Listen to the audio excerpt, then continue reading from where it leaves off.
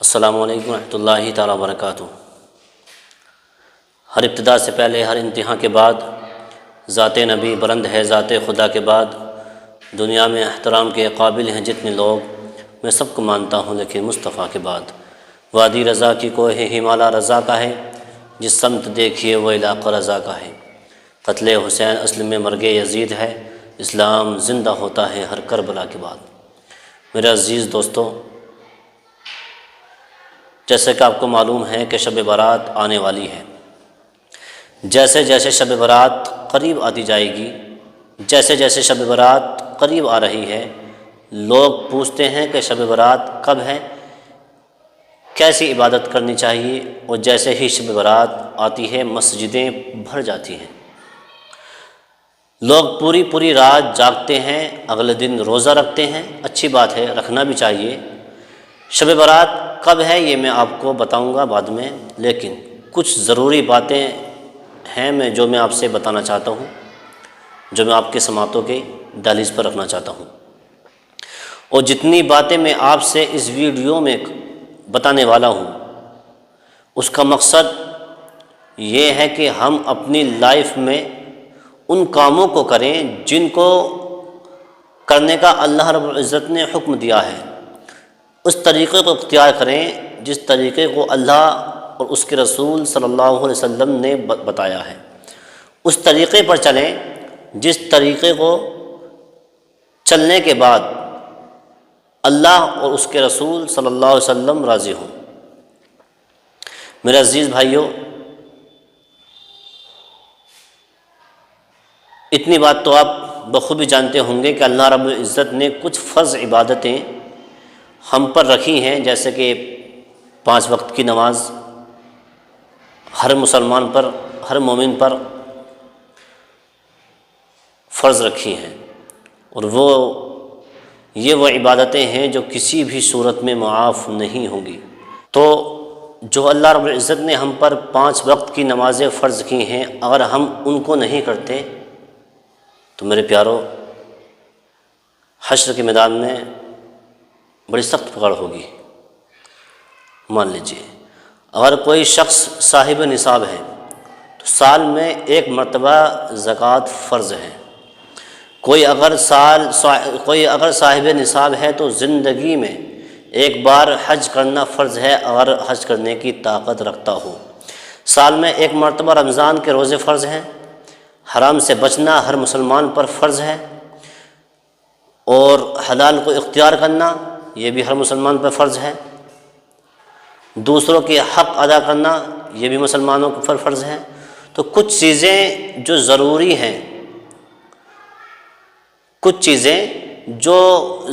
ہیں، ان کو اللہ نے ہم پر فرض کیا ہے، ان کو ہم کو کرنا ضروری ہے۔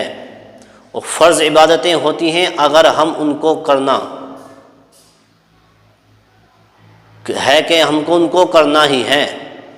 اگر ہم کو فرض نمازیں ادا نہیں کی، فرض عبادتیں جو ہم کو اللہ رب العزت نے دی ہیں وہ ہمیں نہیں کریں تو ہم پر سخت پکڑ ہوگی۔ اگر ہم نے، جیسے اللہ رب العزت نے ہمیں فرض عبادتوں کا حکم دیا ہے، ابھی میں نے بتائی تھی پیچھے، اگر وہ نہیں کی تو سمجھ لیجئے کہ آخرت میں کوئی نفل عبادت کام نہیں آئے گی۔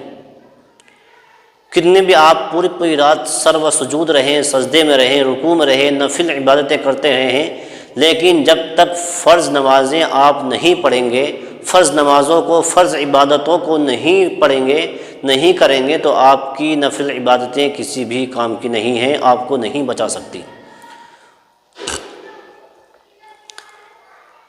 کیونکہ فرض عبادتیں کرنے کے بعد نفل عبادتیں جو ہم کرتے ہیں، حدیث پاک میں رسول اعظم صلی اللہ علیہ وسلم نے ارشاد فرمایا، پتہ چلتا ہے کہ آخرت میں جب نامہ اعمال بندے کے کھولے جائیں گے تو اس میں فرض عبادتوں میں جو کمی ہوگی، جو کمی رہ جائے گی، وہ سنتیں اور نفل عبادتوں کے ذریعے پوری کی جائیں گی۔ سبحان اللہ۔ پتہ چلا کہ نفل عبادتیں تبھی کامیاب ہیں جب ہم فرض نمازوں کو ادا کریں، فرض عبادتوں کو ادا کریں۔ سمجھے؟ تو پتہ چلا کہ جب ہم نفل عبادتیں جو ہوتی ہیں وہ تبھی کامیاب ہوتی ہیں جب بندے نے فرض نماز کو ادا کیا ہو، فرض عبادتوں کو ادا کیا ہو۔ اگر ہم فرض پہ فرض چھوڑے جا رہے ہیں اور نفل پہ نفل پڑھے جا رہے ہیں تو ہماری نفل کسی بھی کام کی نہیں ہے۔ فرض پہلے ہے، نفل اس کے بعد میں ہے۔ آئی سمجھ شریف میں؟ جی ہاں۔ اگر مان لیجئے کہ کسی نے نفل عبادتیں نہیں کی، نفل عبادتیں بہت کمی کے ساتھ کرتے ہیں، لیکن فرض عبادتیں اس نے چھوڑی نہیں ہیں، فرض عبادتوں میں کوتاہی نہیں کی ہے۔ جی ہاں، مان لیجئے کہ اگر کوئی بندہ نفل عبادتیں نہیں کرتا لیکن فرض کو چھوڑتا نہیں ہے تو آخرت میں اس سے نفل عبادتوں کے بارے میں سوال نہیں ہوگا۔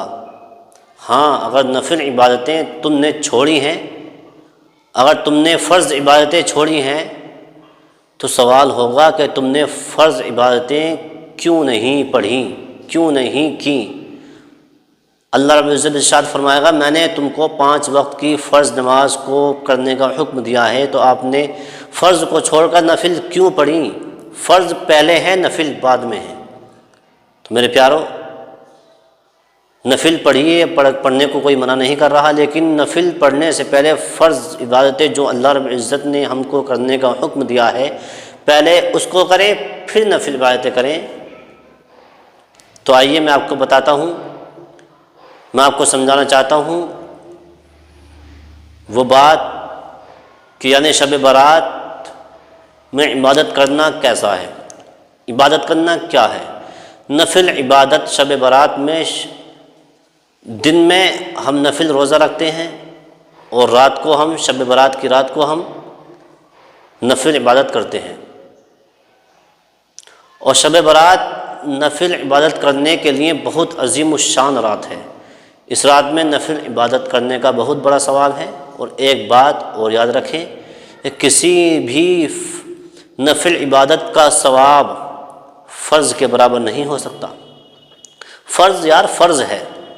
مثال دیتا ہوں، آپ ذرا ذہن لگا کے سنیں، اوروں کو بھی سنائیں، کہ آپ ایگزام دیتے ہو، ایگزام میں 5 سوال آئے، اس میں لکھا ہوا ہے کہ 3 سوال کا جواب دینا ضروری ہے۔